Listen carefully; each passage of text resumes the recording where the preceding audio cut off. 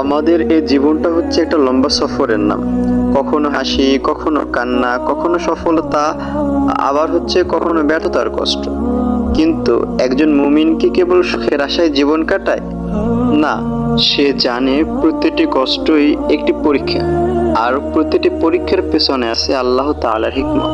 হযরত আইয়ুব আলাইহিস সালাম, তার জীবনের কষ্টটা কেমন ছিল? শরীর রোগ, সন্তান হারা, ধন সম্পদ ধ্বংস, তবুও তিনি একটা বারের জন্যও আল্লাহর উপর সন্দেহ করেননি। তিনি বলেছেন, ইন্নী মাসানিয়াদ দুররু ওয়া আনতা আরহামুর রাহিম। হে আমার রব, কষ্ট আমাকে স্পর্শ করেছে, আর তুমি তো পরম দয়ালু। এই দোয়া ছিল ধৈর্যের উচ্চতম উদাহরণ।